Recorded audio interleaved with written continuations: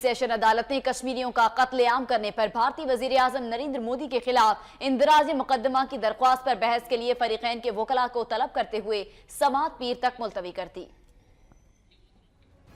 लाहौर के additional district and session जज राय नवाज मार्च ने भारतीय वज़ीर-ए-आज़म नरेंद्र मोदी के खिलाफ इंदराज मुकदमा के लिए दायर दरख्वास्त की समाअत की। दरख्वास्त गुजार राना अब्दुल हमीद ने मौक़िफ़ इख्तियार किया कि भारतीय हुकूमत कश्मीरियों की नस्ल कुशी में मसरूफ है और मकबूजा कश्मीर में बड़े पैमाने पर कत्लेआम का सिलसिला जारी है। भारतीय वज़ीर-ए-आज़म नरेंद्र मोदी कश्मीर में तशद्दुद को फरोग दे रहे हैं। उन्होंने अदालत से भारतीय वज़ीर-ए-आज़म नरेंद्र मोदी के खिलाफ दहशत गर्दी का मुकदमा दर्ज करने का हुक्म देने की इस्तदा की। SHO थाना पुरानी अनारकली की जानिब से सरकारी वकील ने जवाब दाखिल करवाते हुए कहा कि भारतीय वज़ीर-ए-आज़म के खिलाफ मुकदमा दर्ज करना थाना पुरानी अनारकली के दायरा इख्तियार में नहीं आता, लिहाजा दरख्वास्त गुजार आलमी अदालत इंसाफ से रजू करे। अदालत ने फरीकैन के वकला को हतमी बहस के लिए पीर को तलब कर लिया।